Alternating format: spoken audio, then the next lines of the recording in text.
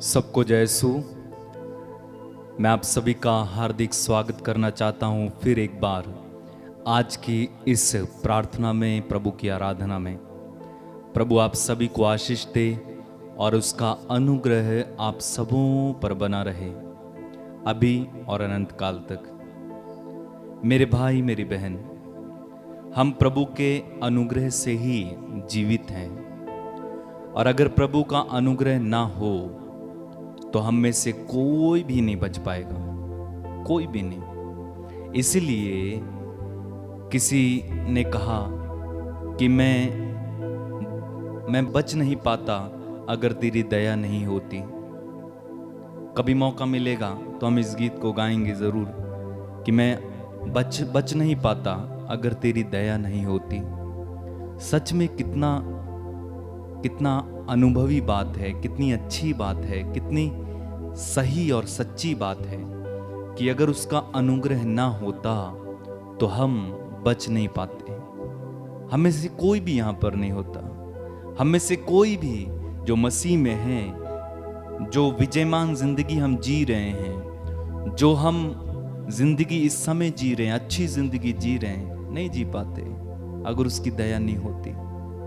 आप जानते हैं बाइबल में कितने उदाहरण हैं जो परमेश्वर की दया से वंचित रह गए और उनकी हालत क्या हुई। मिस्र में से इस्राएली लोग निकले, 40 वर्ष तक वे भटकते रहे मरुभूमि में, क्योंकि उन्होंने प्रभु ईश्वर के विरुद्ध पाप करते रहे, पाप किया और वे भटकते रहे। इसी तरह जब परमेश्वर की दया करुणा मनुष्य से हट जाती है, परमेश्वर का हाथ मनुष्य से हट जाता है, तो उसकी हालत बद से बदतर हो जाती है। इसलिए हमें निरंतर प्रभु की दया की आवश्यकता है, हमें निरंतर प्रभु की करुणा की आवश्यकता है, प्रभु के उस महान प्रेम की आवश्यकता है। बाइबल में लिखा हुआ है कि ईश्वर जितना महान है उतना ही अधिक दयालु भी है। तो ईश्वर जितना महान है उतना ही अधिक दयालु भी है। वो दया सागर है, दयावान है, करुणावान है, दया सागर है। हम उस दया सागर प्रभु की आराधना करें। आंखें बंद रखें, हाथों को खुला रखें, प्रार्थना करें। प्रभु तू कितना दयावान है। सच में अगर तेरी दया नहीं होती तो मैं जीवित नहीं रहता। प्रभु तेरी दया नहीं होती तो मैं बच नहीं पाता। अगर तेरी दया नहीं होती तो प्रभु मैं एक विजयमान जिंदगी जी नहीं पाता। प्रभु तेरी दया के लिए मैं तुझे धन्यवाद देता हूं, तेरी असीम दया के लिए, तेरी असीम कृपा के लिए मैं तुझे धन्यवाद देता हूं। तूने मुझ पर दया की, तूने मुझे बचाया, तूने मुझे गले से लगाया। मेरे जैसे पापी को, मेरे जैसे रोगी को तूने चाहा, तूने प्यार किया। मुझ जैसे तुच्छ इंसान को तूने अपने गले से लगाया। यीशु मैं तुझे धन्यवाद देता हूं। तेरी स्तुति, तेरी महिमा, तेरी आराधना, तेरी आराधना, तेरी आराधना, आराधना, आराधना।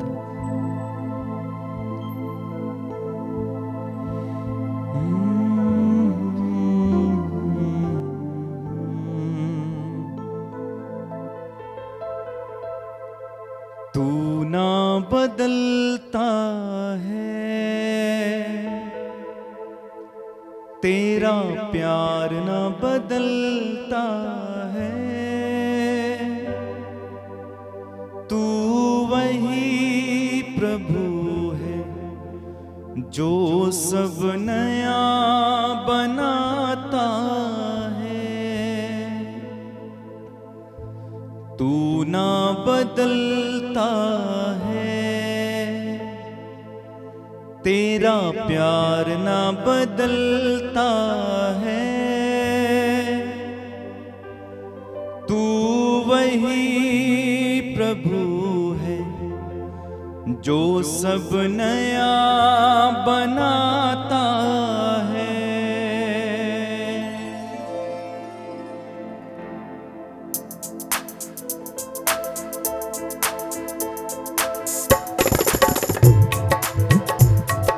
तू ना बदलता है, तेरा प्यार ना बदलता है। गाएं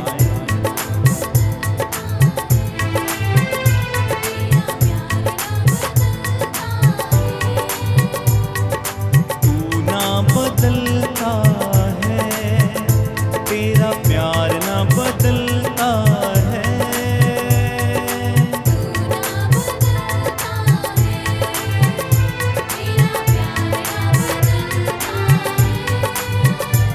तू वही प्रभु है जो सब नया बनाता है।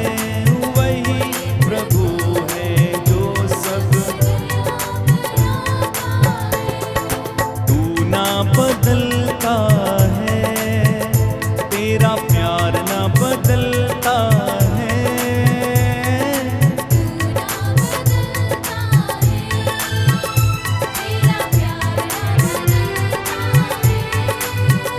तू वही प्रभु है जो सब नया बनाता है।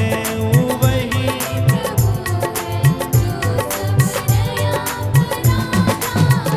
तेरी आराधना, तेरी आराधना, तेरी आराधना, तेरी आराधना, तेरी आराधना, तेरी आराधना, तेरी आराधना,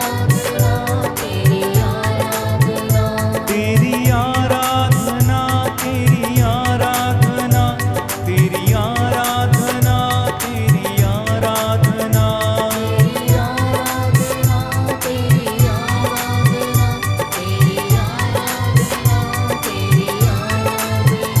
तेरी आराधना, तेरी आराधना, तेरी आराधना, तेरी आराधना,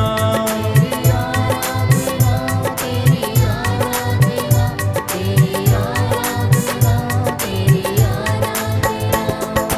तू ना बदलता है, तेरा प्यार ना बदलता है।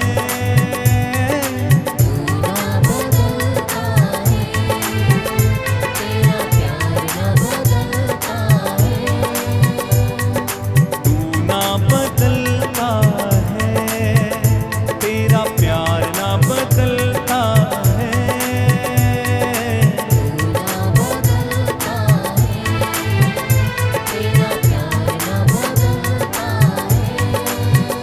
तू वही प्रभु है जो सब नया बनाता है।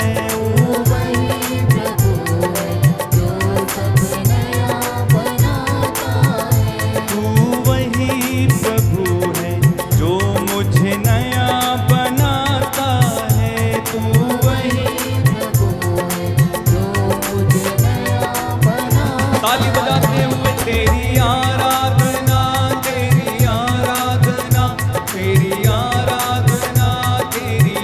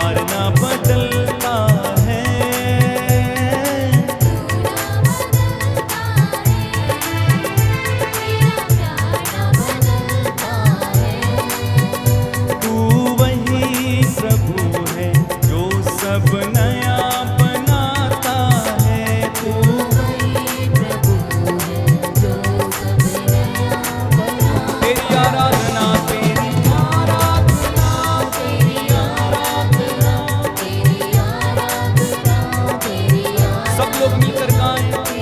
आराधना तेरी, आराधना तेरी, आराधना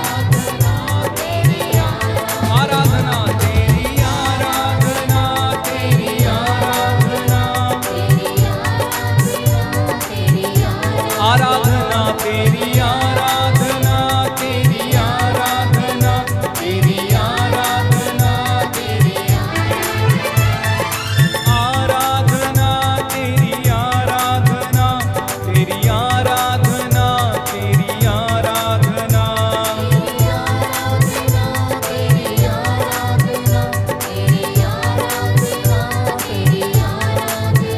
तू है जिंदा खुदा, तू है जिंदा खुदा, तू है यीशु मसीह मेरा परमेश्वर है। तेरी आराधना,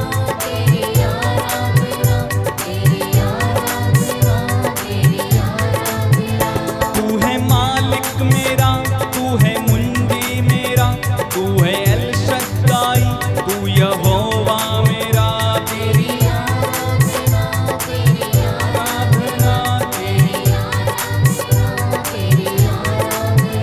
मेरी मुश्किल में तू मेरा मुश्किल कुशा, मेरी मुश्किल में तू मेरा मुश्किल कुशा। तेरी आराधना, सब लोग गाओ, प्रभु की स्तुति करेंगे इस समय। मेरा चरवाहा, मेरा ईश्वर तू, मेरा मार्ग तू, मेरा सत्य भी तू।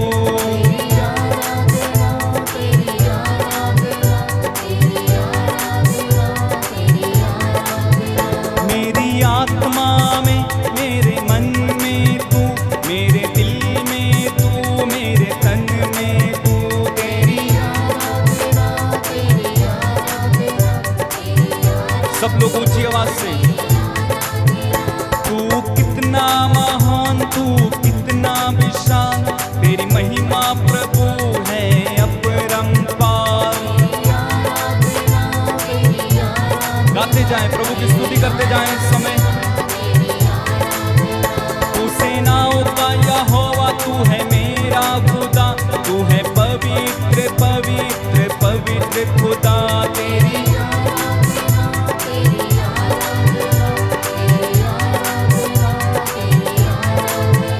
तूने मनुष्य को अपना रूप दिया, उसे सजाया, उसे सवारा।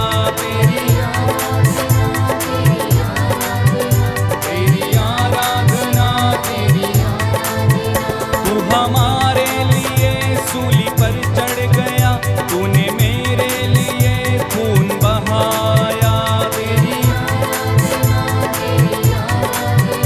तेरी आराधना तेरी, तू मारा गया, तू गाड़ा गया, तू तीसरे दिन फिर जी उठा।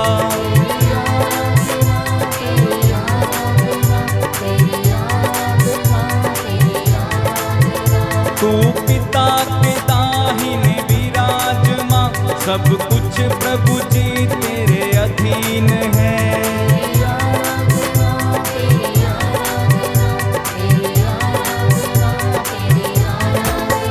तू कभी ना बदले, तू कभी ना टले, तेरा वचन प्रभु जी कभी ना टले।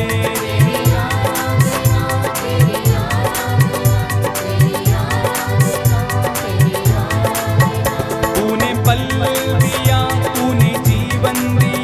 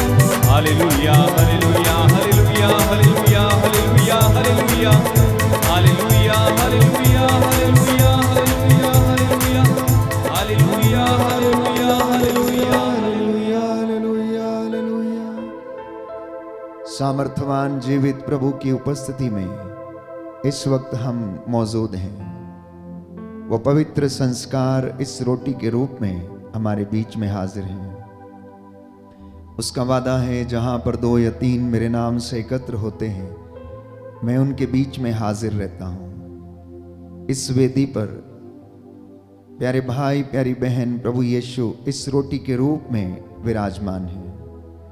आप इस वक्त जहां कहीं भी हैं, सच्चे हृदय और सच्चे मन और आत्मा से उसकी आराधना करें। वो हमारे घरों में इस वक्त मौजूद हैं। उसका स्वागत करें और आदर और महिमा और सम्मान उसका है। ये सब कुछ प्रभु को समर्पित करते जाएं। ये अनुग्रह का समय है, चंगाई का समय है। प्रभु के पास लौट कर चले आए। आप थके हारे हैं, काम से लौटे हैं, या आप में से कुछ लोग बीमार हैं, चंगाई पा चुके हैं, प्रभु का धन्यवाद करें। स्तोत्रकार कहता है कि कृतज्ञ हृदयों के लिए यह शोभन है कि वह नित्य प्रतिदिन प्रभु का धन्यवाद करें। प्यारे भाई प्यारी बहन, इस वक्त थोड़े समय के लिए प्रभु के साथ जुड़ जाना। सारी चिंताओं को एक तरफ कर प्रभु के सिंहासन की ओर, अनुग्रह के सिंहासन की ओर लौट कर चले आना।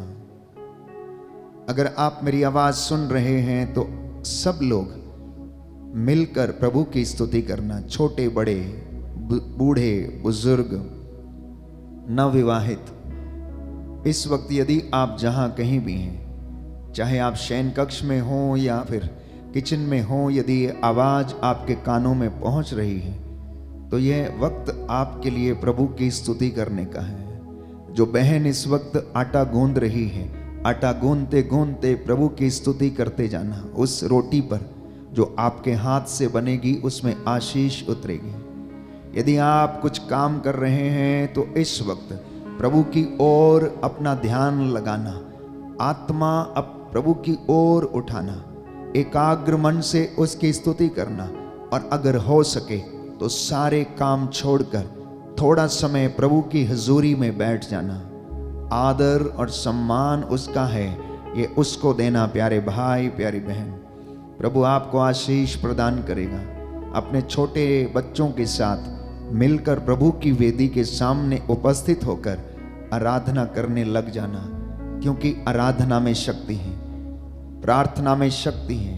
स्तुति आराधना जब ऊपर जाती है तो आशीषें लेकर नीचे आती है। बोले आमीन, आमीन, हालेलुया, हालेलुया। हे प्रभु यीशु, हे प्रभु यीशु, मैं आपकी आराधना करता हूँ, मैं आपकी आराधना करता आपकी हूँ, महिमा गाता हूँ, आपकी महिमा गाता आपकी हूँ, जय जयकार करता हूँ। आपकी जय जयकार करता हूँ। आइए प्रभु यीशु, आइए प्रभु यीशु, मेरे घर में, मेरे घर में, मेरे परिवार में, मेरे परिवार, मेरे जीवन पर मेरे जीवन पर अधिकार लीजिए। अधिकार लीजिए। मैं अपनी सभी योजनाएं आपको समर्पित करता हूँ। आपको समर्पित करता हूँ। आज के दिन के लिए, आज के दिन के जीवन के वरदान के लिए, जीवन के वरदान के लिए, अच्छे स्वास्थ्य के लिए, अच्छे स्वास्थ्य के मैं लिए आपको धन्यवाद देता हूँ। मैं आपको धन्यवाद देता हूँ। Hallelujah, hallelujah, hallelujah. हालेलुया। प्रियजनों, प्रभु की ओर देखना और प्रभु आपकी ओर देखेगा। प्रभु की ओर देखना और प्रभु आपकी ओर देखेगा, क्योंकि प्रभु ये कहता है कि मेरी आंखें सब कुछ देखती हैं, केवल मैं और आप उसकी ओर देखने में असमर्थ रहते हैं। आज की संध्या के समय प्रभु के वचन आपका मार्गदर्शन करें, आपको सारे गुनाहों से निजात दिलाएं, आपको आशीषों और बरकतों से भर दें। टूटे हुए हृदयों को प्रभु आशा प्रदान करें। जो निराश हो चुके हैं उनमें जीवन का संचार करे। इसी विशेष कृपा के लिए आज की इस पवित्र आराधना के दौरान हम प्रार्थना करेंगे। आइए हम प्रभु से अगुवाई मांगें और हम एक भजन दोहराएंगे प्रार्थना के रूप में, जिससे कि प्रभु हमें आशीष प्रदान करे और हम बड़ी श्रद्धा और भक्ति के साथ उसके चरणों में आ जाएं। Hallelujah, hallelujah, hallelujah, hallelujah. हे प्रभु यीशु, हे प्रभु यीशु, मेरी प्रार्थना तेरे पास पहुँचे, तेरे पास पहुँचे, मेरी दुहाई तेरे पास पहुँचे, मेरी दुहाई तेरे पास पहुँचे। Hallelujah, hallelujah, hallelujah. हालेलुया। स्तोत्र संख्या 116। मैं प्रभु को प्यार करता हूँ, मैं प्रभु को प्यार करता हूँ, क्योंकि वह मेरी पुकार सुनता है। क्योंकि वह मेरी पुकार सुनता है। मैं जीवन भर उसका नाम लेता रहूंगा, मैं जीवन भर उसका नाम लेता रहूंगा, क्योंकि उसने मेरी दुहाई पर ध्यान दिया। क्योंकि उसने मेरी दुहाई पर ध्यान दिया। मैं मृत्यु के बंधनों से जकड़ा, मैं मृत्यु के बंधनों से जकड़ा और अधोलोक के फंदों में फंसा हुआ था। और अधोलोक के फंदों में फंसा हुआ था। मैं संकट और शोक से घिरा हुआ था। मैं संकट और शोक से घिरा हुआ था। तब मैंने प्रभु का नाम लेकर पुकारा, तब मैंने प्रभु का नाम लेकर पुकारा। प्रभु मेरे प्राणों की रक्षा कर। प्रभु मेरे प्राणों की रक्षा कर। प्रभु न्याय प्रिय और दयालु है। प्रभु न्याय प्रिय और दयालु है। हमारा ईश्वर करुणामय है। हमारा ईश्वर करुणामय है। प्रभु निष्कपट लोगों की रक्षा करता है। प्रभु निष्कपट लोगों की रक्षा करता है। मैं निस्सहाय हो गया था, मैं निस्सहाय हो गया था, और उसने मेरा उद्धार किया। और उसने मेरा उद्धार किया। मेरी आत्मा तू फिर शांत हो जा, मेरी आत्मा तू फिर शांत हो जा, क्योंकि प्रभु ने तेरा उपकार किया है। क्योंकि प्रभु ने तेरा उपकार किया है। उसने मुझे मृत्यु से छुड़ाया। उसने मुझे मृत्यु से छुड़ाया। उसने मेरे आंसू पोंछ डाले। उसने मेरे आंसू पोंछ डाले। और मेरे पैरों को फिसलने नहीं दिया।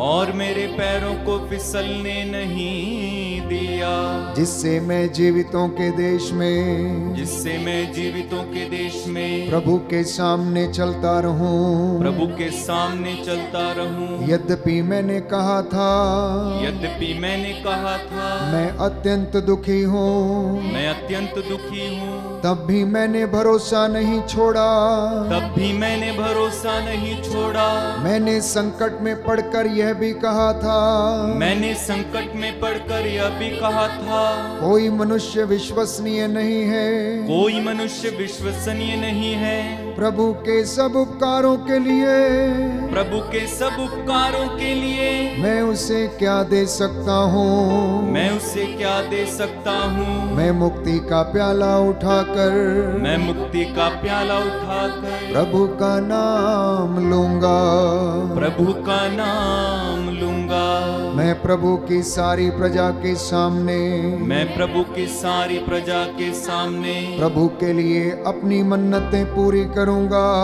प्रभु के लिए अपनी मन्नतें पूरी करूंगा। अपने भक्तों की मृत्यु से, अपने भक्तों की मृत्यु से प्रभु को भी दुख होता है। प्रभु को भी दुख होता है। प्रभु तूने मेरे बंधन खोल दिए। प्रभु तूने मेरे बंधन खोल दिए। क्योंकि मैं तेरा सेवक हूँ। क्योंकि मैं तेरा सेवक हूँ। तेरा सेवक तेरी सेविका का पुत्र।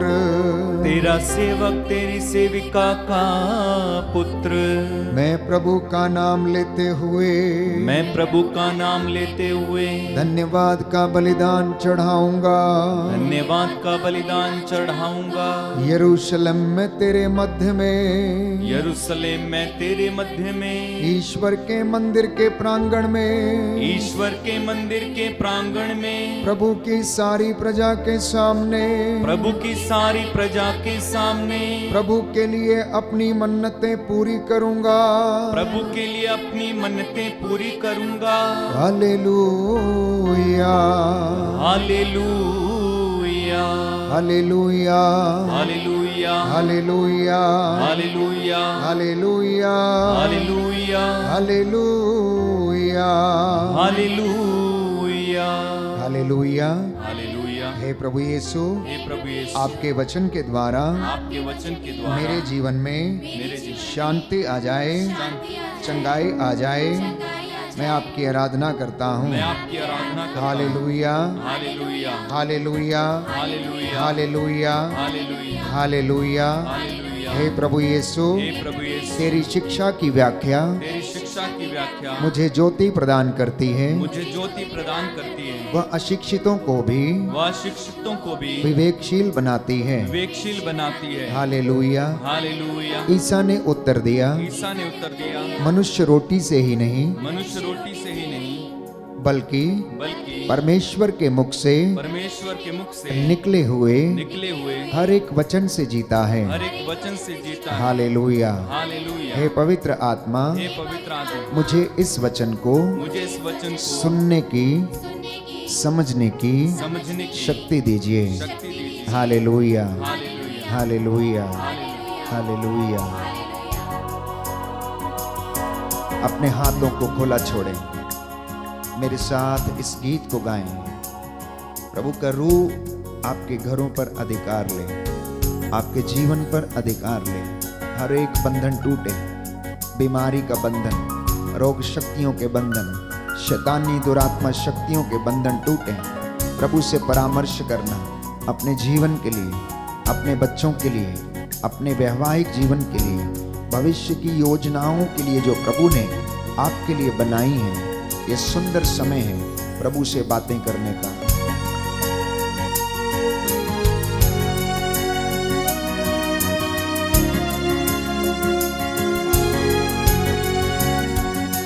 झूले झूले मुझे बात करो, झूले झूले मुझे पाप करो, झूले झूले मुझे बात करो, झूले झूले मुझे पाप करो। मैंने करनी है तुझसे गुफ्तगू, मैंने करनी है तुझसे गुफ्तगू। झूले झूले मुझे बात करो, झूले झूले मुझे पाप करो। सभी लोग झूले झूले मुझे विश्वास के साथ पाप करो। हाथों को उठाते हुए झूले मुझे पाप करो। मैंने करनी है तुझसे गुफ्तगू, मैंने करनी है तुझसे गुफ्तगू।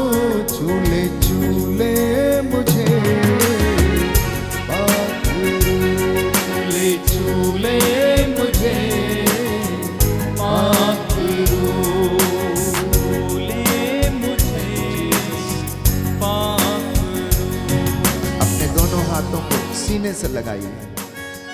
पवित्र आत्मा का मस्सा महसूस करें। इस वक्त वो आपके ऊपर छाया हुआ है, उसका सानिध्य आपको घेरे हुए है। जैसे वो चेलों के ऊपर 50वें दिन में उतरा, वैसे ही वो आप लोगों को आज अपनी आग से मस्सा करें।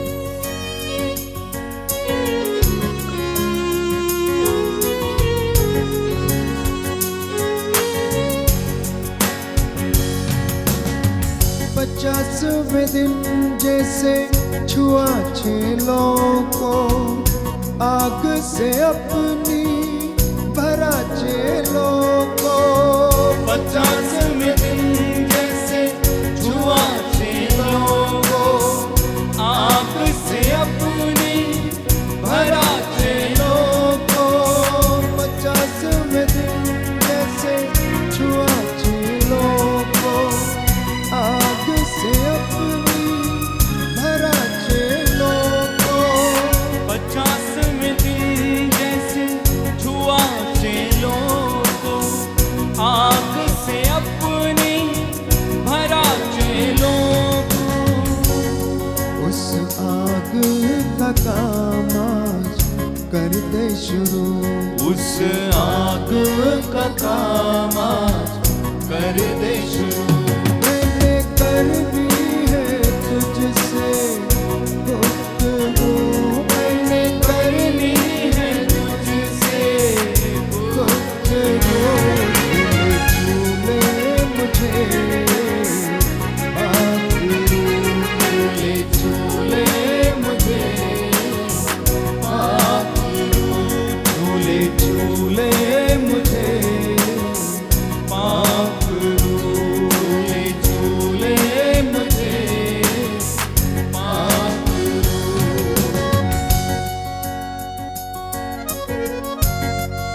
प्रभु का आत्मा अपने नबियों के साथ वो हमेशा रखता था और उनका मार्गदर्शन करता था, उनकी अगुवाई करता था। वो जहां जहां जाते थे उनके द्वारा महान चिन्ह और चमत्कार प्रकट करता था। जैसे परमेश्वर ने अपने नबियों को वो आत्मा प्रदान किया, प्रभु से कहना कि आज उस आत्मा के वरदान मेरे परिवार में, मेरे जीवन में, मेरे बच्चों के जीवन में भी प्रभु देने की कृपा कर।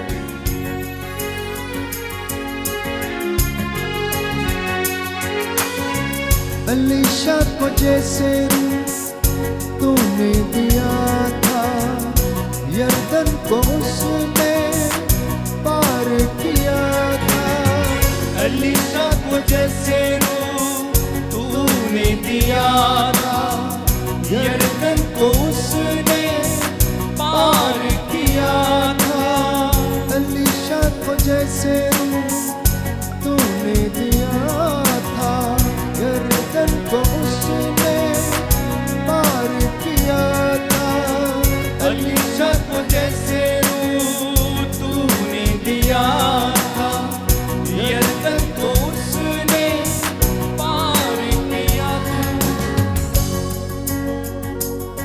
उस रूह से आज मैं भी भर जाऊं, उस रूह से आज मैं भी भर जाऊं। मैंने करनी है तुझसे गुफ्तगू, मैंने करनी है तुझसे गुफ्तगू। तूने छूले मुझे पाक रूह, तूने छूले मुझे पाक रूह। तूने छूले मुझे पाक रूह, छूले छूले मुझे पाक रूह। छूले छूले मुझे पाक रूह, छूले छूले मुझे पाक रूह। Hallelujah, hallelujah, hallelujah. हालेलुया। स्तोत्रकार कहता है, स्तोत्रकार कहता है, हे प्रभु, हे प्रभु, मैंने तेरी शिक्षा मैंने तेरी शिक्षा अपने हृदय में अपने हृदय में सुरक्षित रखी, सुरक्षित रखी, जिससे कि मैं जिससे कि मैं तेरे विरुद्ध तेरे विरुद्ध पाप न करूं। पाप ना करूं। हालेलुया। हालेलुया। सोने चांदी की सोने चांदी की सहस्रों मोहरों की अपेक्षा सहस्रों मोहरों की अपेक्षा मुझे तेरी संहिता मुझे तेरी संहिता कहीं अधिक प्रिय है। कहीं अधिक प्रिय है। मुंह में टपकने वाले मुंह में टपकने वाले मधु की अपेक्षा मधु की अपेक्षा तेरी शिक्षा तेरी शिक्षा मेरे लिए मेरे लिए अधिक मधुर है। अधिक मधुर है। Hallelujah, hallelujah, hallelujah, hallelujah, hallelujah. Hallelujah. प्रियजनों, संत पौलुस कहता है कि अगर पेड़ की जड़ पवित्र है तो उसका फल भी पवित्र होगा। मैं बहुत सारे लोगों के फोन कॉल्स अटेंड करता हूं जो लोग काउंसलिंग के लिए आते हैं और उनकी समस्याओं को सुनता हूं। समस्या को सुनने के बाद कभी कभी किसी निर्णय पर पहुंचना बहुत मुश्किल हो जाता है। पता नहीं लगता है कि समस्या कहां पर है। इसलिए प्रियजनों, हमारी जिंदगी में जब तक हम प्रॉब्लम को डायग्नोस नहीं कर लेते हैं तब तक इलाज करना बहुत मुश्किल है। कई बार मरीज की मृत्यु हो जाती है और डॉक्टर उसकी बीमारी को डायग्नोज ही नहीं कर पाते हैं और फिर बोल देते हैं कि बीमारी लाइलाज है, ये ठीक नहीं हो सकती, इस बीमारी का कोई नाम नहीं है। कुछ ऐसा ही हमारे जीवन में भी होता है। समस्याओं को सुनने के बाद जब हम वचन का सहारा लेते हैं और वचन के माध्यम से इन समस्याओं का हल ढूंढने की कोशिश करते हैं तो वो अवश्य पता लग जाता है। तो आज मैं आपसे बात करना चाहता हूं प्रभु की उपस्थिति में हाजिर होके, पूर्वजों से चली आई निरर्थक जीवनचर्या जिसके कारण कभी कभी हमें दंड भोगना पड़ता है और अपने ही जीवन में किए गए कुकर्मों के कारण हम दंड भोगते हैं। कहने का मतलब यह है ट्रांसजेनरेशनल प्रॉब्लम्स जो हमारे दादा परदादा से और पिता से और आगे ये चलती आई और अब वो बच्चों के जीवन में भी ट्रांसफर हो गई। मैं क्यों इस वचन को दृढ़ता से कहना चाहता हूं कि साधारण तौर पर यदि हम ये कहते हैं कि शुगर की बीमारी माता पिता से इनहेरिट हो सकती है, तो क्यों पाप माता पिता से इनहेरिट नहीं हो सकता? ये सोचने की बात है कि अगर माता पिता से हमें शुगर की बीमारी ट्रांसमिट हो सकती है तो उनके जीवन में किया गया पाप भी हो सकता है बच्चा इनहेरिट कर ले और वो उसके पीछे लग जाए और उसके जीवन को वो बर्बाद कर दे। तो कुछ एक समस्याएं प्यारे भाइयों और बहनों जिनका हल आप और मैं ढूंढने की कोशिश करते हैं और आपको नहीं मिलता है, आज वचन के माध्यम से हम सीखने की कोशिश करेंगे और जानने की कोशिश करेंगे कि आखिर ये ट्रांसजेनरेशनल प्रॉब्लम्स या समस्याएं हमारे जीवन में किस तरह से घर कर लेती हैं और हमारी जिंदगी को बर्बाद करने लगती हैं और हमें पता ही नहीं चलता है कि ये प्यारे भाइयों और बहनों हमारे जीवन को नष्ट कर रही हैं। अगर बच्चे अपने जीवन में अपने माता पिता से बपौती के रूप में संपत्ति हासिल करते हैं तो बच्चे बपौती के रूप में समस्याएं भी हासिल करते हैं। बच्चे बेपत्ती के रूप में इन सारी बातों को भी हासिल करते हैं। आप इससे अलग नहीं रह सकते। अगर किसी ने अपने माता पिता से बहुत धन संपत्ति क्या किया है, हासिल किया है बपौती के रूप में, तो उनके जीवन में जो समस्याएं थी वो भी वो हासिल करेगा, वो भी उनके साथ रहेंगी। तो विरासत के रूप में पाई हुई विपत्तियां हमारे साथ रहती हैं। कहने का मतलब यह है विरासत के रूप में प्राप्त किया गया पाप हमारे परिवार को नष्ट कर देता है।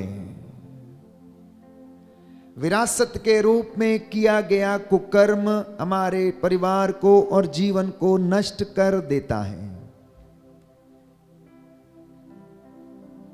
जब तक कि यीशु मसीह उस पाप का या विपत्ति का लेखा जोखा बंद ना करे, उसका तंद ना काटे, तब तक वो आपके जीवन से जुड़ा रहेगा और आपको बर्बाद करता रहेगा। अगर आप उसका पता लगाने में असमर्थ रहे तो समझना कि आप संपूर्ण रूप से नष्ट हो जाओगे। इसलिए घर में बीमारियों को, घर में परेशानियों को, घर में कर्जों को, घर में विपत्तियों के हल ढूंढने के लिए हमें वचन का सहारा लेकर वचन के माध्यम से प्यारे भाइयों और बहनों समझना जरूरी है कि प्रभु हमसे क्या कहना चाहता है। तो एक बात जो ट्रांसजेनरेशनल प्रॉब्लम्स या समस्या के रूप में हम देखते हैं और वो सबसे बड़ी बात ये है, यशायाह नबी के ग्रंथ अध्याय 47 में हम पढ़ते हैं। यशायाह नबी का ग्रंथ अध्याय 47 book of आइजाया chapter 47 words 8 and 9। सुनिए ध्यान से। भोग विलास में निश्चिंत जीवन बिताने वाली, तू मन ही मन कहती थी कि मैं ही हूं, मेरे सिवा कोई नहीं है। मैं कभी विधवा नहीं होऊंगी, मैं कभी संतान से वंचित नहीं होऊंगी। अब मेरी बात सुन।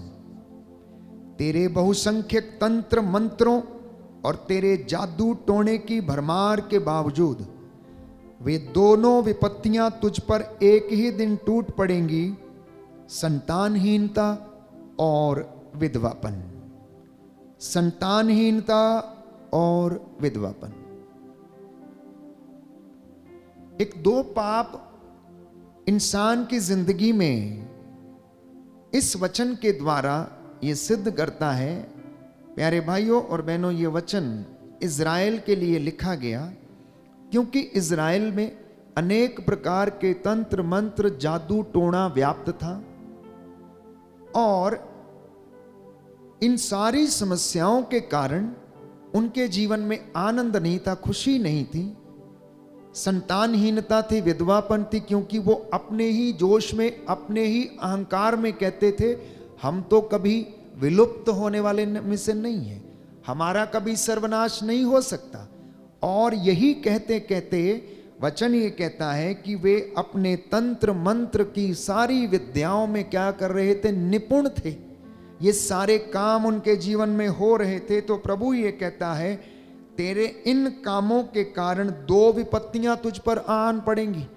एक तो संतानहीनता और दूसरा विधवापन तुझे आकर घेर लेगा। इसके अलावा अगर आप वचन पढ़ेंगे तो बहुत सारी बातें हैं।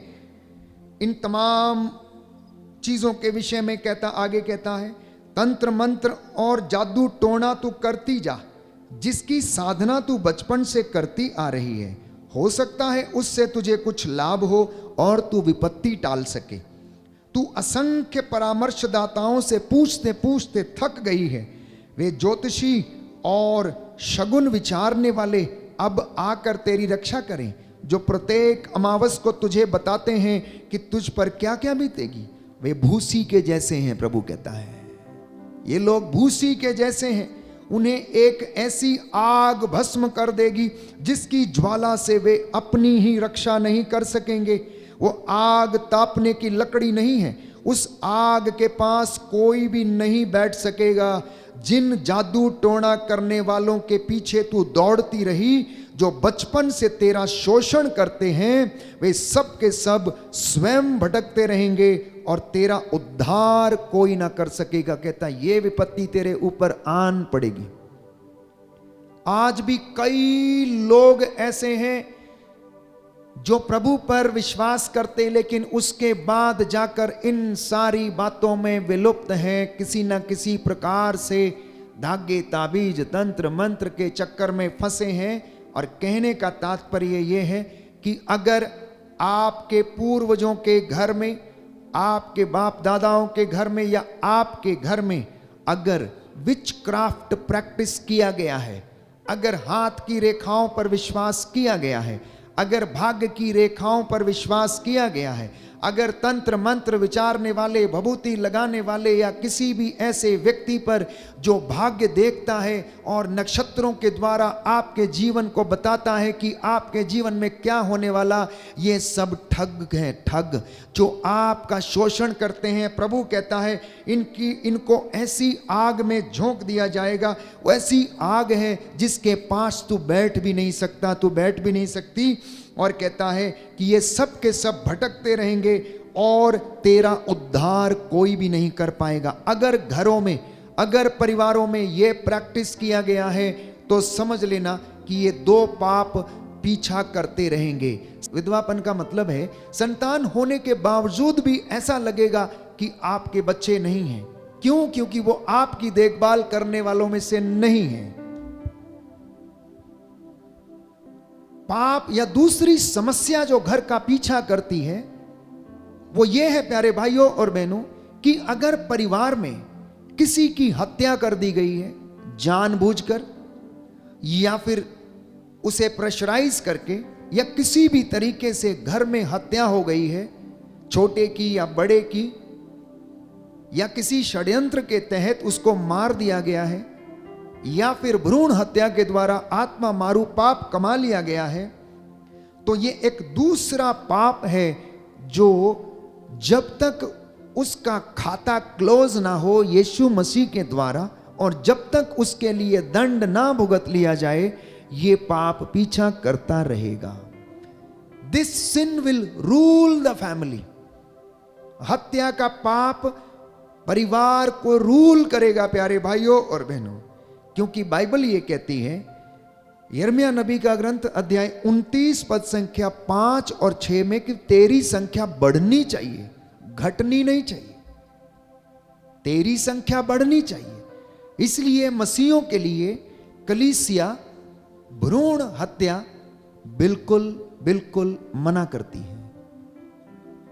द सिन ऑफ अबॉर्शन प्यारे भाइयों और बहनों, मसीहों के लिए एक ऐसा पाप है जो कि जब तक आप उसके लिए दंड नहीं भुगतेंगे, क्षमा नहीं मांगेंगे, तब तक वो आपके पीछे लगा रहेगा। ये दूसरा पाप जो घरों पर प्यारे भाइयों और बहनों अधिकार लेता है और जीवन में बढ़ने लगता है और परिवार को नष्ट कर देता है, हमें पता लगाने की आवश्यकता है कि क्या हमारे जीवन में ये नहीं हुआ तो नहीं है, और उसके लिए प्रायश्चित करने की आवश्यकता है। क्यों मैं आपसे ये सब बातें आज प्रभु के नाम पर साझा करना चाहता हूं? क्योंकि आप में से बहुत सारे लोग अपनी समस्याओं का समाधान चाहते हैं। तो मैं प्रभु से कह रहा था कि प्रभु, इन दिनों में बहुत सारे लोगों की समस्या है, आप क्यों इनकी समस्याओं का समाधान क्यों नहीं करते? तो प्रभु ने कहा कि इन्हें याद दिलाओ कि अपनी जड़ों को शुद्ध करें, अपनी जड़ों को पवित्र करें। जड़ में कीड़ा लगा हुआ है, इसलिए तना कैसे फल सकता है, और तना नहीं फलेगा तो उसमें फल कैसे लग सकता है?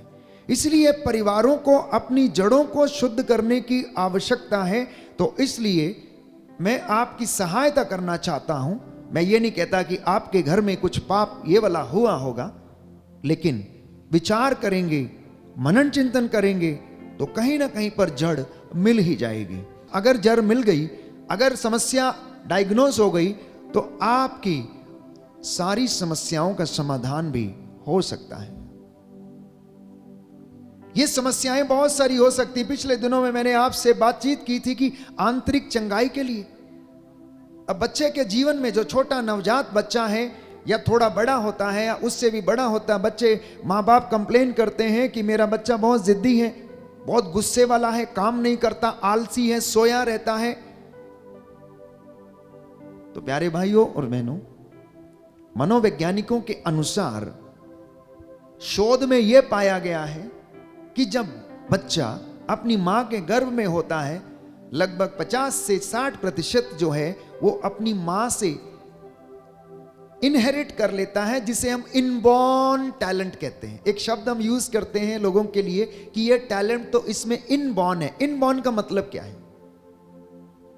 जब वो मां के गर्भ में बढ़ रहा था तो उसकी मां कुछ किया करती थी, अच्छे गीत गाया करती थी, खुश रहा करती थी, अटखेलियां किया करती थी, काम किया करती थी, गर्भावस्था में भी काम किया करती थी, और अपने गर्भ से बहुत खुश थी। तो वैसी ही बातें उस बच्चे के जीवन में भी जाएंगी, वैसा ही बच्चा इनहेरिट करेगा। क्यों? क्योंकि मां से वो अम्बिलिकल कॉर्ड से वो जुड़ा रहता है। तो मां गर्भावस्था के समय में जो कुछ महसूस करती है वो बच्चे को भी इनहेरिट करती है। अगर बच्चे को वो अम्बिलिकल कॉर्ड से खाना पहुंचाती है, तो मैं समझता हूं कि वो बच्चे के जीवन में अपनी सांसें, अपने विचार, अपनी भावनाएं, अपने इमोशंस, वो सारे उसके द्वारा उसके अंदर पहुंचते होंगे। तो इस तरह से हम कहते हैं कि बच्चे के अंदर इनबॉर्न टैलेंट है। कई माताएं शोषण से गुजरती हैं, कई माताएं जबरदस्ती से बच्चे को गर्भ में धारण करती हैं, कई माताओं के लिए या पिताओं के लिए हो जाता है, यूं ही हो जाता है, चलो अब रख लेते हैं, ऐसी भावनाएं आप स्वयं बच्चे के अंदर क्या करते हैं, ट्रांसफर करते हैं। और जब ये सारी समस्याएं होती हैं तो उसका थोड़ा सा अंश आपको बच्चे के जीवन में देखने को मिलता है, धीरे धीरे आपको देखने को मिलता है। तो यदि मां कर्मठ है तो बच्चे के जीवन में भी कर्मठता दिखेगी। यदि मां अच्छा गाने वाली है तो बच्चे के जीवन में भी वो गुण आ जाएगा। यदि मां बहुत सोशल है तो वो प्यारे भाइयों और बहनों उसमें भी सोशल होने का गुण आ जाएगा।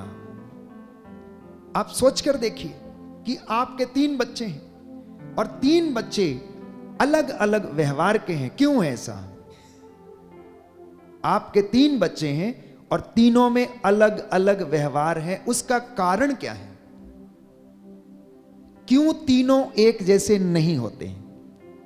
एक बड़ा शांत रहता है तो दूसरा बड़ा क्रोध वाला रहता है और तीसरा बहुत ज्यादा नटखट रहता है। क्यों? या जिद्दी रहता है?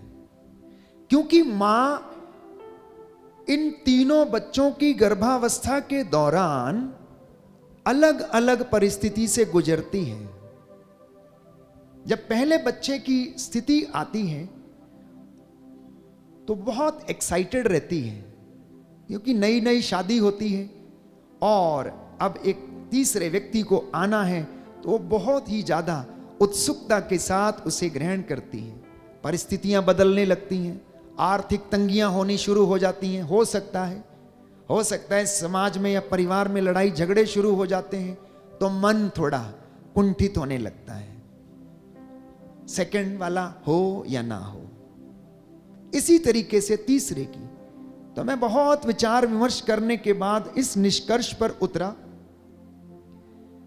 कि तीनों बच्चों के जीवन में ये तीनों परिस्थितियां शायद समय के अनुसार जिस अवस्था से मां गुजरी है उस अवस्था से हुई होंगी। अब हो सकता है कि इसी दौरान ऐसी स्थिति आई हो कि जब दंपति ने, प्यारे भाइयों और बहनों, भ्रूण हत्या करने का निर्णय ले लिया हो, तो वो एक ऐसा श्राप जो है आने वाले बच्चे को अफेक्ट करता है। क्यों? क्योंकि यदि बर्तन ऑलरेडी गंदा हो चुका है, जिसमें ऑलरेडी खून बह चुका है और उसको बिना शुद्ध किए, बिना पवित्र किए आप एक अन्य दूसरे बच्चे के लिए प्लान करते हैं, तो प्यारे भाइयों और बहनों उस बच्चे के ऊपर वो चीज अफेक्ट करती है। आप जरा सोच के देखिए। आप मेरी बातों से सहमत हो सकते हैं, नहीं हो सकते, लेकिन आप इस बात पर सोचकर और विचार विमर्श करके देखिए कि इन बातों से जिन लोगों के जीवन में ये हुआ है उनके बच्चों पर क्या प्रभाव पड़ा है। आप में से अक्सर प्यारे भाइयों और बहनों बहुत सारे लोग बच्चों की आशा करते हैं, परिवार को बढ़ाने की आशा करते हैं, लेकिन कभी कभी हम उसमें फेल हो जाते हैं, हत्या कर बैठते हैं। तो अगर परिवार में हत्या कर दी गई है तो हत्या की दुष्ट आत्मा उस परिवार पर रूल करेगी, अधिकार लिए रहेगी, चाहे वो भ्रूण हत्या हो, चाहे वो किसी प्रकार से किसी को प्रेशराइज करके की गई हो या किसी को मार दिया गया हो, काट दिया गया हो षड्यंत्र के तहत। If abortion has taken place in the family, then children will be in bondage.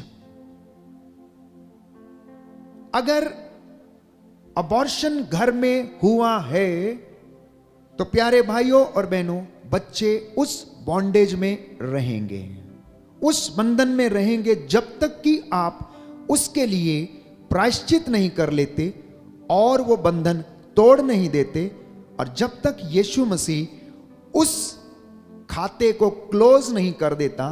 क्योंकि यीशु ने कहा जिस पर हाथ रखोगे वो क्षमा हो जाएंगे, चंगे हो जाएंगे, जिस पे पाप तुम क्षमा नहीं करोगे वो क्षमा नहीं होंगे, क्योंकि जिसके लिए वो खोल देगा उसे कोई बंद ना कर पाएगा। और जिसके लिए वो बंद कर देगा उसे कोई खोल ना पाएगा। इसलिए इस पाप से, इस श्राप से छुटकारा पाना आवश्यक है। तीसरा पाप जो हमारे परिवारों पर रूल करता है, पाप की कमाई। पाप की कमाई की वजह से कभी भी घर में फाइनेंशियल स्टेबिलिटी नहीं रहेगी। अगर कोई व्यक्ति पाप की कमाई करके घर में लाता है तो उससे आपके घर में कभी भी फाइनेंशियल स्टेबिलिटी नहीं रहेगी और बीमारी आपके घर को हमेशा अपने अधिकार में रखेगी। बहुत सारी बातें हैं पाप की कमाई के विषय में, मैं उस पर ज्यादा चर्चा नहीं करना चाहता हूं। अगले किसी प्रवचन में हम बताएंगे कि प्रवक्ता ग्रंथ, सूक्ति ग्रंथ पाप की कमाई के विषय में क्या कहता है, क्योंकि पाप की कमाई, प्रभु का वचन कहता है कि इन घर को संकट में डाल देती है। पाप की कमाई घर को संकट में डाल देती है और इंसान को मृत्यु के पाश में बांध देती है। इसलिए there will not be financial stability और बीमारी घर से कभी नहीं जाएगी। चाहे ये बाप दादाओं ने किया हो या पूर्वजों ने किया हो या माता पिता ने किया हो या इंसान ने खुद किया हो, यदि आपको विश्वास ना हो तो आप अनुभव करके देख लीजिए। चौथी बात जो परिवार में अधिकार लेकर बैठ जाती है और परिवार को उन्नति करने नहीं देती है, वो है माता पिता का अनादर या माता पिता को मारपीट करना। माता पिता के श्राप जो हैं प्यारे भाइयों और बहनों, वो बच्चों के जीवन में हमेशा रूल करते हैं। विशेष तौर पर वे लोग जो अपने माता पिता का आदर नहीं करते, उन्हें मारते, उन्हें धकेलते, उन्हें पीटते, उन्हें गाली देते हैं। क्योंकि बाइबल कहती है प्रवक्ता ग्रंथ अध्याय 3 पद संख्या 4 से 6 में कि पिता का आदर आशीर्वाद देता है, पिता की निंदा अपनी संतान से ही वो दुख प्राप्त करेगा। वो व्यक्ति जो अपने बाप की निंदा करता है, उसे मारता है, वो अपनी ही संतान से क्या करेगा? दुख पाएगा, अपनी ही संतान से दुख पाएगा। So therefore my sin becomes a bondage for me. मेरा अपना ही कुकर्म, मेरा अपना ही पाप मेरे लिए क्या बन जाता है? एक बंधन बन जाता है, जब तक कि मैं उससे आजाद अपने आप को ना करूं। और क्या होता है? Never comes from God but from sin. श्राप कभी भी परमेश्वर की ओर से नहीं आता, ये पाप की ओर से आता है। अब पाप चाहे अहंकार का हो, चाहे हत्या का हो, चाहे अपने आप को बड़प्पन का हो, चाहे माता पिता को अनादर का हो, प्रभु की अवहेलना का हो, किसी तरीके का भी पाप, वो हमारे लिए ही क्या बन जाता है? एक बॉन्डेज बन जाती है, एक बंधन बन जाता है। पांचवी बात, अगर परिवार में मजदूरों के प्रति अन्याय किया गया है तो प्रियजनों, उस काम में, उनके घर में, उनके दफ्तरों में, उनके खेत खलियानों में कभी भी ब्लेसिंग नहीं रहेगी। मजदूरों के प्रति किया गया अन्याय आपको कभी भी बरकतों में जीने नहीं देगा। आशीषें आपसे बहुत दूर रहेंगी। छठवीं बात, अगर परिवार में से किसी व्यक्ति ने अभिषिक्तों को मारा है या उन पर अभियोग लगाए या उन्हें गालियां दी, तो प्यारे भाइयों और बहनों, उन घरों में आशीष नहीं रहेगी। बाइबल हमें बताती है कि मेरे अभिषिक्तों पर हाथ मत उठाना। स्तोत्र संख्या 105 पद संख्या 10 में हम पढ़ते हैं कि प्रभु ये कहता है कि मेरे अभिषिक्तों पर हाथ मत उठाना, मेरे अभिषिक्तों पर हाथ नहीं लगाना, मेरे नबियों को कष्ट नहीं देना। जकरिया नबी के ग्रंथ में हम पढ़ते हैं कि वे मेरी आंख की पुतली हैं, देखो यदि कोई उन पर हाथ उठाए तो मैं उन पर हाथ उठाऊंगा। तो तो ये भी एक समस्या है जो प्यारे भाइयों और बहनों हमारे जीवन में पूर्वजों से अगर चली आई है तो वो आपके परिवार पर रूल करेगी। इसलिए मैं ऐसे परिवारों को समझाने की कोशिश करता हूं कि वे सब के सब एकत्र हो जाएं, अपने भाई, अपनी बहन, अपनी माँ, अपने बाप के साथ एकत्र हो जाएं और इस श्राप से मुक्त हो जाएं, घुटना टेकें, प्रभु के सामने नाक रगड़ लें। और प्यारे भाइयों और बहनों, प्रभु कहता है क्या जाने वो द्रवित हो जाए और वो तुम्हें क्षमा कर दे, क्या जाने वो द्रवित हो जाए और वो तुम्हें क्षमा कर दे और तुम पर लगा हुआ अभियोग मिटा दे। इसलिए यह जरूरी है कि हम प्यारे भाइयों और बहनों उस पाप के लिए क्षमा की याचना करें। जकरिया नबी का ग्रंथ अध्याय 2 पद संख्या 12 और उससे आगे सुनिए ध्यान से। विश्वमंडल के प्रभु का ये कहना है, उसी महिमामय प्रभु ने मुझे यहां भेजा है। तुम मेरी आंख की पुतली हो, सावधान, जो तुम पर हाथ उठाए तो देखो मैं उन पर हाथ उठाने वाला हूं और उनके दास भी उनको लूट लेंगे। इससे तुम जान जाओगे कि प्रभु ईश्वर ने ही मुझे भेजा है। तो पुरोहितों और अभिषिक्तों पर अभियोग लगाना, उन पर हाथ उठाना और उनको सताना प्रभु को ये बिल्कुल भी अच्छा नहीं लगता है, क्योंकि वे उसके बेटे हैं। जिस तरह से आपके बच्चे हैं, मान लीजिए कि आपके 4 बच्चे हैं और 4 बच्चों में 2 बहुत अच्छे हैं और 2 नालायक हैं। मान लीजिए कि एक बहुत पीता है और एक बहुत झगड़ा करता है या इधर उधर अय्याशी करता है, लेकिन आप फिर भी उन्हें प्यार करते हो। मां का हृदय भी ऐसा ही है। परमेश्वर ने भी ऐसे ही आप लोगों में से ही इन कमजोर बेटे और बेटियों को चुना, जिनका शरीर प्यारे भाइयों और बहनों हाड़ मांस का है, जिन्हें शैतान प्रलोभन दे सकता, प्रलोभन में डाल सकता, और बहुत सारे लोग प्रलोभन में गिर जाते हैं। यदि आप अपने नालायक बेटे को प्रेम कर सकते हैं, प्यार कर सकते हैं, उसे सब कुछ दे सकते हैं, तो क्या परमेश्वर अपने चुने हुए अभिषिक्तों को प्रेम नहीं करेगा? क्या वो उन्हें छोड़ देगा? क्या वो उन्हें ऐसे ही जाने देगा? प्यारे भाइयों और बहनों, वो उन्हें दंड अवश्य देगा। वो कहता प्रतिशोध लेना मेरा काम है, तुम्हारा काम नहीं है। तुम अपने बच्चों को देखो और मैं अपने बच्चों को देखूंगा। मैं इनका हिसाब इनसे लूंगा, तुम अपने बच्चों का हिसाब उनसे लो। इसलिए प्रभु के चुने हुए अभिषिक्तों पर आपको अभियोग लगाने का कोई अधिकार नहीं है, क्योंकि वचन साफ साफ कहता है कि देखो ये मेरी आंख की पुतली है, अगर तुम पर कोई हाथ उठाए तो मैं उन पर हाथ उठाऊंगा, मैं उन्हें छोड़ूंगा नहीं।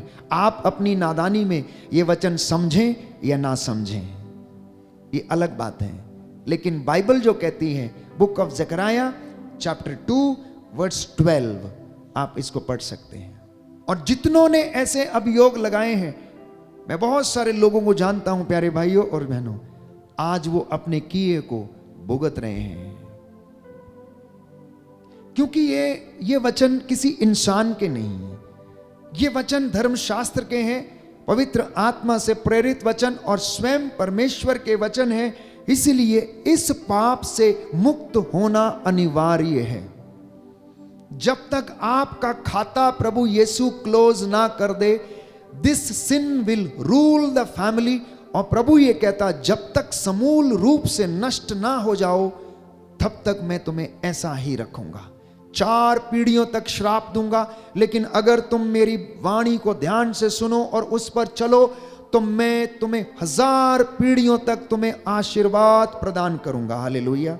हालेलुया। यीशु की स्तुति हो, यीशु की स्तुति यीशु हो, को धन्यवाद, यीशु को धन्यवाद, यीशु की आराधना हो, यीशु की आराधना, यीशु की महिमा हो, यीशु की महिमा हो, यीशु को धन्यवाद। यीशु को धन्यवाद। हालेलुया। हालेलुया। एजेकियल नबी का ग्रंथ एजेकियल नबी का ग्रंथ अध्याय 18 अध्याय पद 18 संख्या 30। पद संख्या 30। प्रभु ईश्वर ये कहता है, प्रभु ईश्वर यह कहता है, इज़राइल के घराने इज़राइल के घराने मैं हर एक का मैं हर एक का उसके कर्मों के अनुसार उसके कर्मों के अनुसार न्याय करूंगा। न्याय करूंगा। तुम मेरे पास लौटकर तुम मेरे पास लौटकर अपने सब पापों को त्याग दो। अपने सब पापों को त्याग दो। कहीं ऐसा ना हो कहीं ऐसा ना हो कि तुम्हारे अपराधों के कारण कि तुम्हारे अपराधों के कारण तुम्हारा विनाश हो जाए। तुम्हारा विनाश हो जाए। हालेलुया। हालेलुया। कहीं ऐसा ना हो कहीं ऐसा ना कि हो तुम्हारे अपराधों के कारण कि तुम्हारे अपराधों के तुम्हारा कारण विनाश हो जाए। तुम्हारा विनाश हो जाए। Hallelujah, hallelujah. Hallelujah, hallelujah. Hallelujah.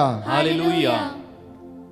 एक सातवां पाप, एक सातवां पाप जो परिवार पर रूल करता है, और वो है immorality practised in family. Immorality practised in family, जिसे हम कौटुंबिक व्यभिचार कहते हैं।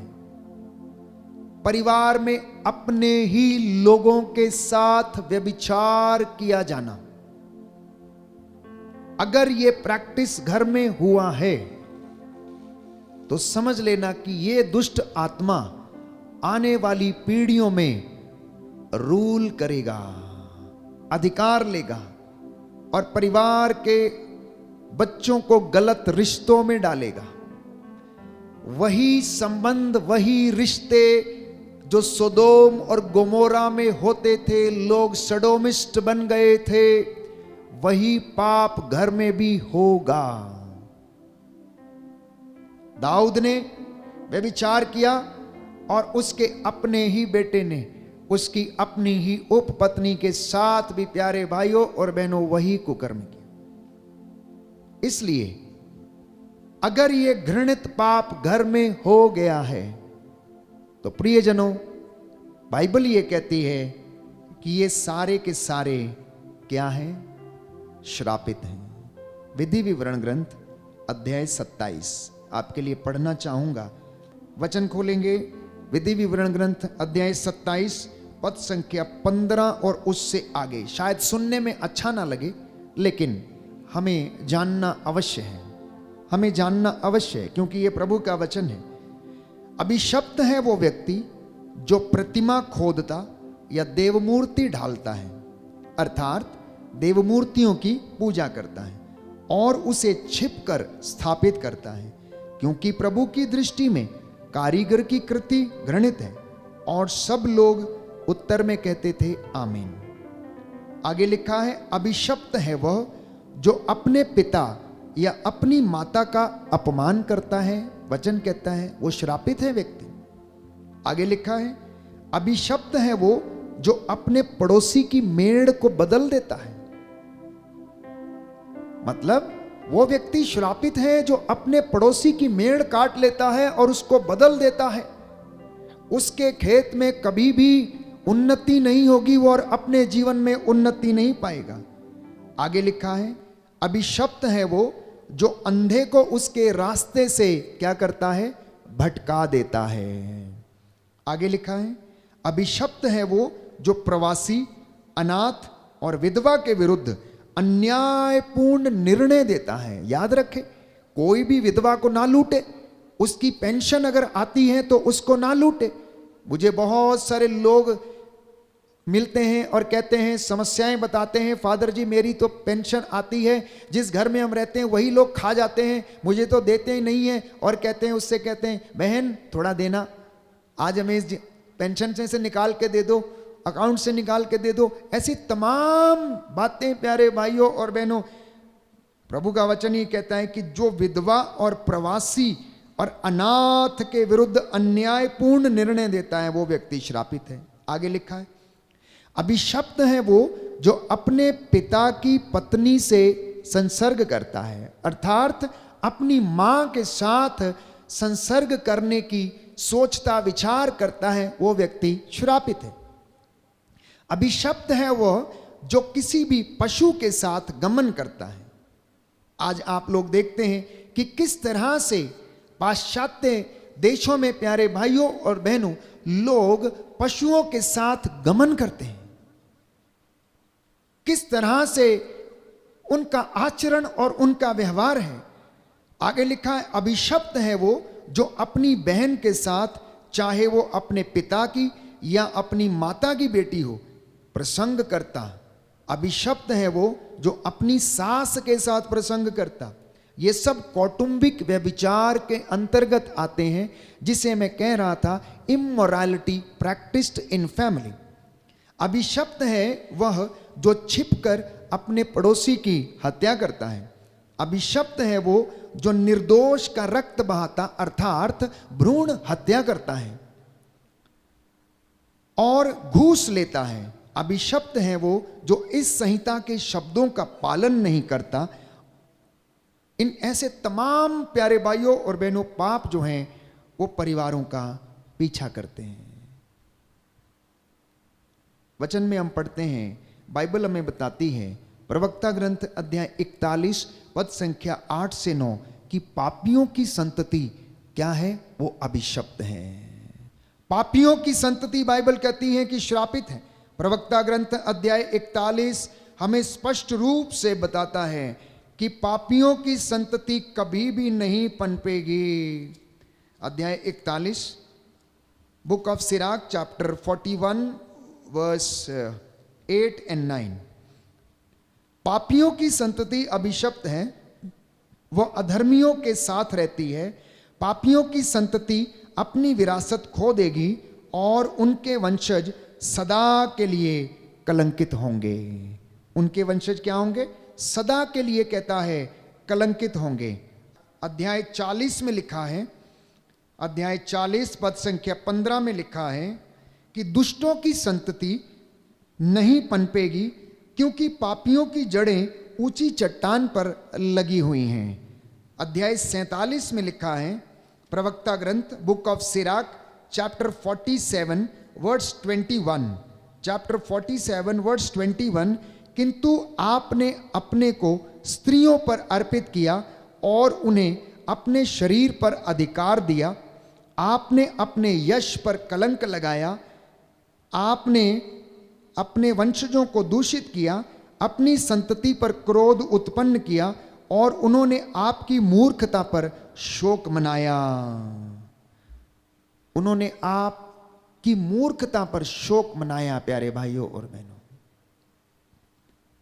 अगले वचन में लिखा है, प्रवक्ता ग्रंथ अध्याय 34 पद संख्या 4 में हम पढ़ते हैं, book of Sirach chapter 34 verse 4 में हम पढ़ते हैं कि प्रभु का वचन ये कहता है, क्या दूषण से पवित्रता और झूठ से सत्य निकल सकता है? प्यारे भाई और बहनों, कभी नहीं निकल सकता है। इसलिए हमें अपने आप को आजाद करने की आवश्यकता है।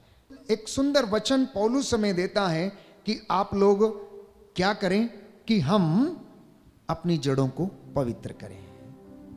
हम अपनी जड़ों को पवित्र करें और इन सारी विरासत के रूप में पाई हुई विपत्तियां और पापों से हम आजाद हो जाएं तो आपकी बहुत सारी समस्याओं का समाधान हो जाएगा।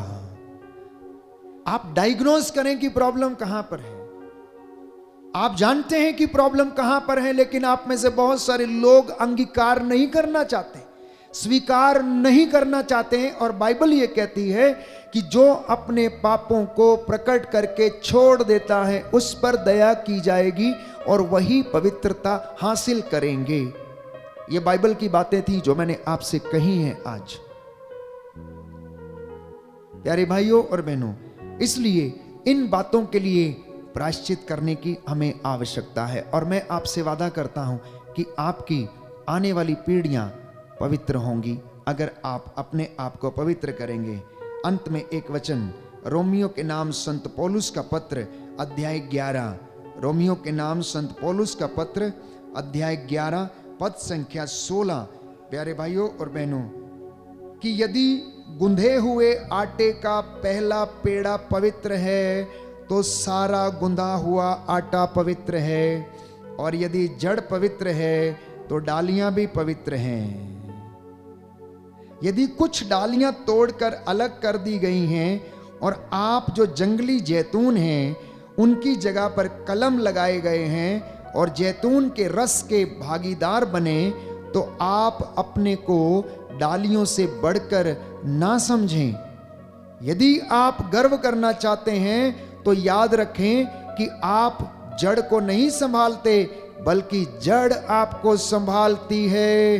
आप कहेंगे डालियां इसलिए काट कर अलग कर दी गई कि मुझे कलम लगाया जाए। सुन लीजिए ध्यान से क्या कहता है। कहता है डालियां जड़ों को नहीं संभालती हैं, बल्कि जड़ें डालियों को संभालती हैं। क्यों? क्योंकि हमारे पूर्वजों से चली आई हुई बातें और पवित्रता आने वाली पीढ़ियों को पवित्रता प्रदान करती हैं, उन्नति प्रदान करती हैं, ना कि आने वाली पीढ़ियां अपने पूर्वजों को पवित्र करती हैं। इसलिए कहता है कि आप लोग इस पर गर्व ना करें कि आप लोग अपनी जड़ों को पवित्र करते नहीं। कहता है जड़ों के कारण आप लोग संभाले गए हैं, और अगर वो पवित्र हैं तो आप पवित्र होंगे। कहता है आटा गूंदने वाला जो पहला पेड़ा यदि पवित्र है तो सारा आटा ही पवित्र होगा। यदि वो ही पवित्र नहीं तो कुछ भी पवित्र नहीं होगा। दाहिना हाथ उठाकर वचन दोहराएंगे, हालेलुया हालेलुया। हे प्रभु यीशु, हे प्रभु यीशु, मैं अपने जीवन के लिए, मैं अपने जीवन के लिए, अपने पापों के लिए, अपने पापों के लिए प्रायश्चित करता हूँ। प्रायश्चित करता हूँ। प्रभु कहता है प्रभु कहता है अपने पुराने पापों का भार अपने पुराने पापों का भार फेंक दो, फेंक दो, एक नया हृदय एक नया हृदय और एक नया मनोभाव धारण करो। प्रभु ईश्वर ये कहता है, प्रभु ईश्वर ये कहता है, हे इजराइलियों, हे इस्राएलियों, तुम क्यों मरना चाहते हो? तुम क्यों मरना चाहते हो? पश्चाताप करो और पश्चाताप का और पश्चाताप का उचित फल उत्पन्न करो। उचित फल उत्पन्न करो। हालेलुया। हालेलुया। प्रभु ये कहता है, प्रभु ये कहता है, यिर्मयाह नबी का ग्रंथ यिर्मयाह नबी का अध्याय 26 पद संख्या 13, पद संख्या 13, अपना आचरण सुधारो, अपना आचरण सुधारो, अपने ईश्वर की बात मानो, अपने ईश्वर की बात मानो, जिससे उसने जो विपत्ति भेजने की जिससे उसने जो विपत्ति भेजने की धमकी दी है धमकी दी वह उसका विचार छोड़ दे। वह उसका विचार छोड़ दे। Hallelujah, hallelujah, hallelujah, hallelujah, hallelujah, hallelujah, hallelujah. Hallelujah. आइए हम प्रभु की महिमा के लिए गीत गाएं और बंधन टूटे। सारे पाप श्राप बंधन पूर्वजों से चली निरर्थक जीवनचर्या का बंधन टूटे और हमारे परिवारों को आशीष प्रदान करे। अग्नि हो ऐसी पाक खुदाया, पाप सभी जल जाए। अग्नि हो ऐसी खुदाया, पाप सभी जल जाए। सोना जैसे भट्टी में ढलता, वैसे हम ढल जाए। सोना जैसे भट्टी में ढलता, वैसे हम ढल जाए। वैसे हम ढल जाए, वैसे हम ढल जाए, वैसे हम ढल जाए, वैसे हम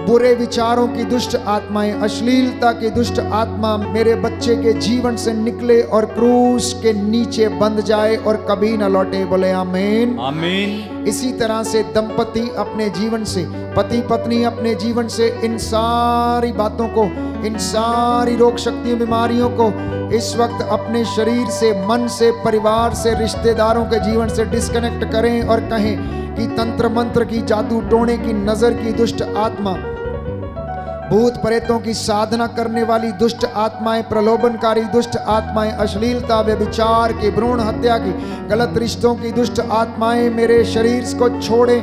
मैं अपने शरीर से, अपने परिवार से डिस्कनेक्ट करता हूं। Right now I claim the healing and deliverance in the name of Jesus.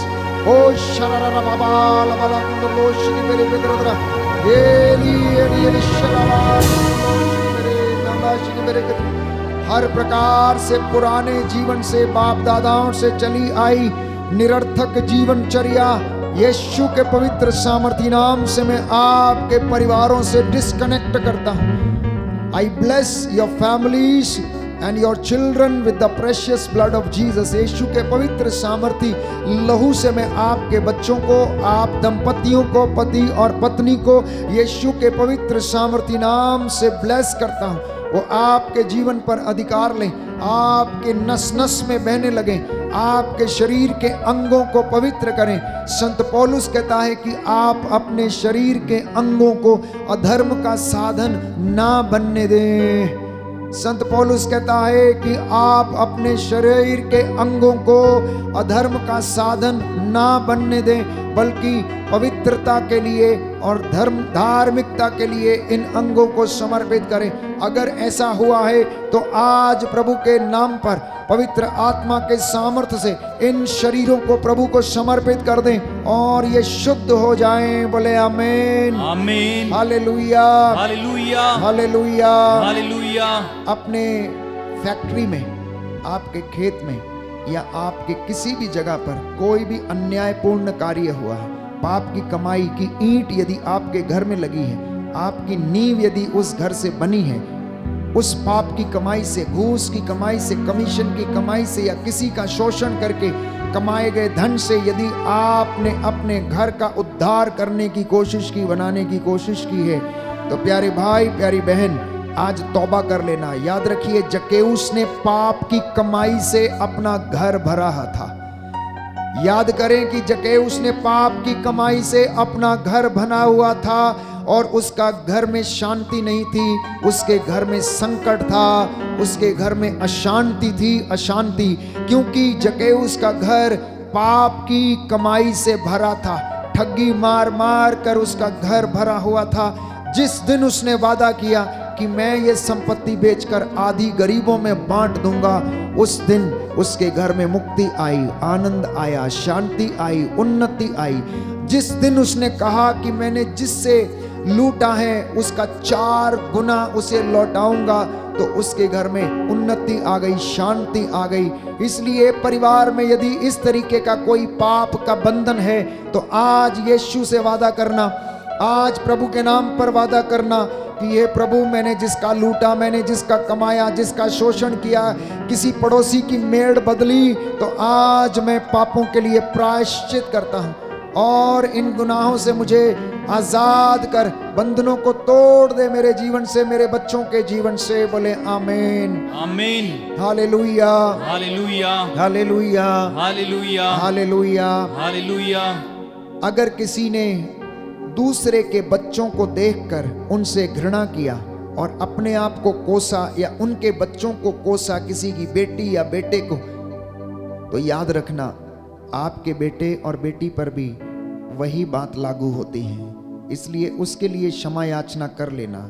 इसलिए किसी की बेटी को देखकर या बेटे को देखकर आप ईर्ष्या नहीं करना कि उसकी बेटी या बेटा सुंदर क्यों है, मेरे क्यों नहीं। ईर्ष्या नहीं करना प्यारे भाई, प्यारी बहन। माफ़ी मांग लेना, माफ़ी मांग लेना आज। और मैं आपको विश्वास दिलाता हूँ, आपकी बेटी के जीवन से बंधन टूटेगा, उसकी शादी बहुत जल्दी हो जाएगी। आपके बेटे से जीवन से वो बंधन टूट जाएगा। प्रभु आज वादा कर रहे हैं, आप तमाम लोगों से जिनके जीवन में ये समस्याएं हैं, इसलिए जड़ों को पवित्र करने का समय है। आज जड़ों को पवित्र करने का समय है। प्यारे भाई, प्यारी बहन, the Lord is blessing you, the Lord is blessing many of you. आप में से बहुत सारे लोग जो आंसू बहा रहे हैं, इस वक्त प्रभु आपको चंगाई दे रहे, जो प्रायश्चित कर रहे हैं, वो सब के सब उद्धार पाएंगे। आज की रात्रि आपका बंधन टूट रहा। प्यारे भाई, प्यारी बहन, you are being healed right now, you are being healed right now. In fact, many of you have been healed today. आज आप में से बहुत सारे लोग चंगे हो गए।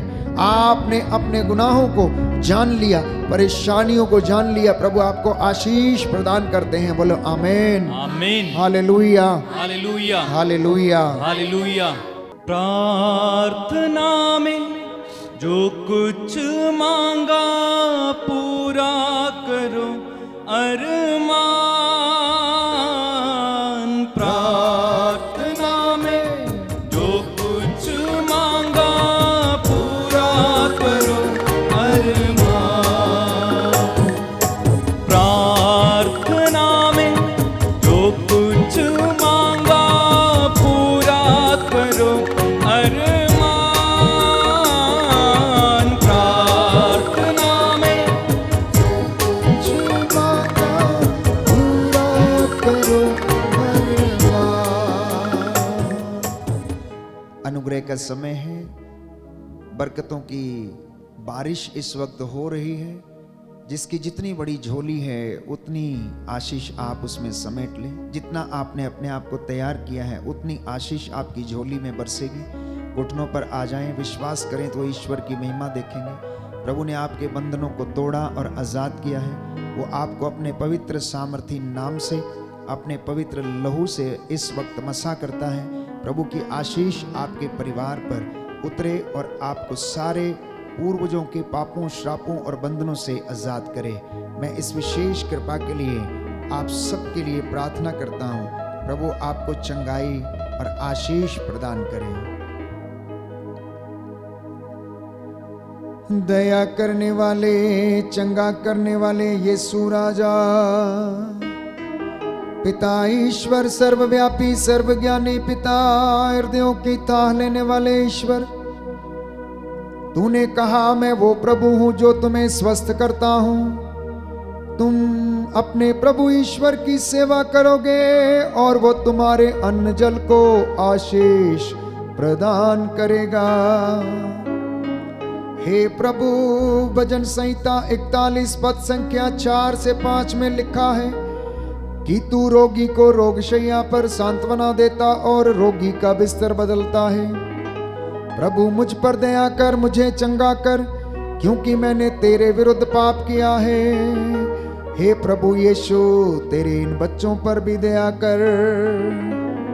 हे प्रभु, पवित्र वचन भजन संहिता 107 पद संख्या 17 में कहता है, कुछ लोग अपने कुकर्मों के कारण बीमार पड़ गए थे, वे अपने पापों के कारण कष्ट झेल रहे हैं। हे प्रभु यीशु, मेरी प्रार्थना को सुनने की कृपा कर, मेरी दुहाई तेरे पास पहुंचे, मेरे उच्छ्वासों पर ध्यान दे और मुझे शांति प्रदान कर। हे प्रभु, तेरी कृपा तेरे इन बच्चों पर जो वेदी के सामने और ऑनलाइन प्रार्थना में है, इस वक्त इन पर अपनी दया कर दे। तेरा वचन कहता है तुम्हें किसी जड़ी बूटी के लेप से नहीं, परंतु प्रभु के वचन ने तुम्हें स्वास्थ्य प्रदान किया है। प्रभु ये कहता है मैं उन्हें स्वास्थ्य प्रदान करूंगा। हे प्रभु, मुझे स्वस्थ कर तभी मैं स्वस्थ होऊंगा, मेरा उद्धार कर तभी मेरा उद्धार होगा। प्रभु ये कहता है प्रिय भाइयों और बहनों, अब मैं तुम्हें चंगा कर दूंगा और तुम्हारे घावों पर पट्टी बांधूंगा। आओ हम प्रभु के पास लौटे। उसने हमें घायल किया था, अभी वही हमें स्वस्थ करेगा। हे प्रभु, तेरे इन बच्चों पर जो निसंतान दंपति हैं दया कर। इनके गर्भ में जो रसौलियां हैं तेरे पवित्र नाम से टूटे और जल के राख हो जाएं। दया कर दे अब्बा पिता, दया कर दे।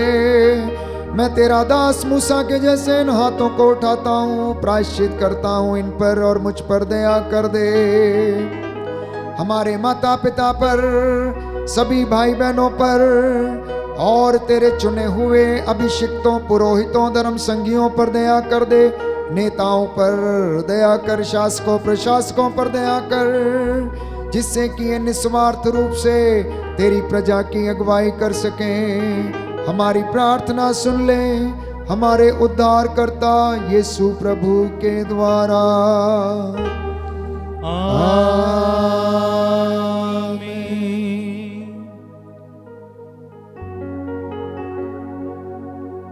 पवित्र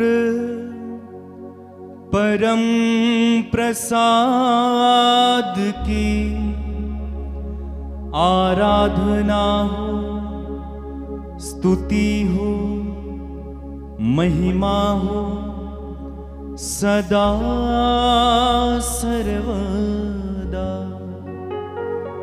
पवित्र परम प्रसाद की आराधना हो, स्तुति हो, महिमा हो सदा सर्वदा। पवित्र परम प्रसाद की आराधना हो, स्तुति हो, महिमा हो सदा सर्वदा। पवित्र परम प्रसाद की आराधना हो, स्तुति हो, महिमा हो सदा सर्वदा। सर झुकाएं, प्रभु का आशीर्वाद ग्रहण करें।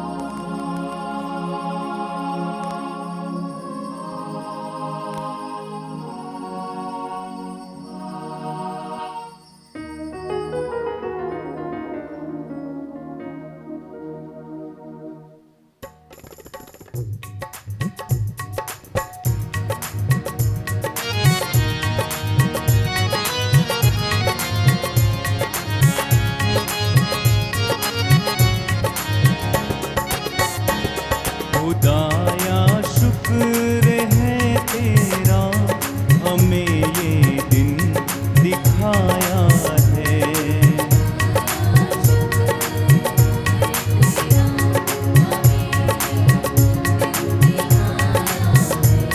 खुदाया शुक्र है तेरा, हमें ये दिन दिखाया है।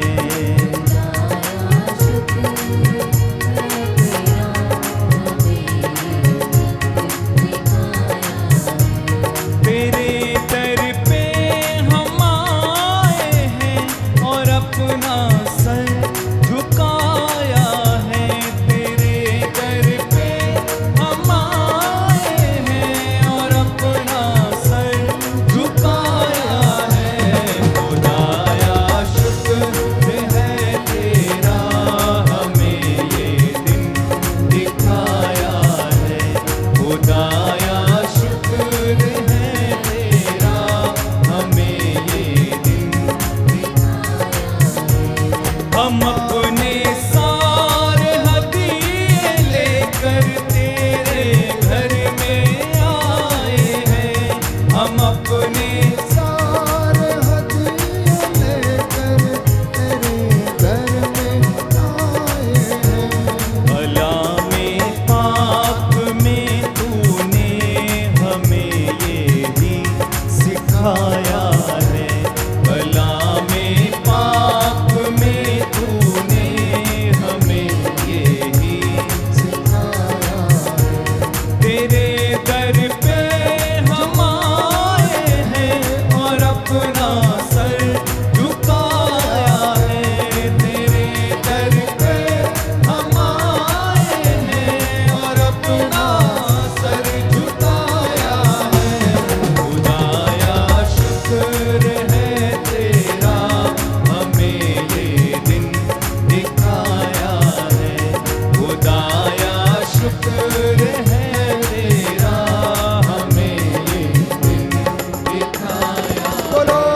यीशु मसीह के नाम की सबको जय यीशु की। प्रभु आपको आशीष दे। आज जो वचन आपने सुना है आपके जीवन में, परिवार में 100 गुना, 60 गुना और 70 गुना फल लाए।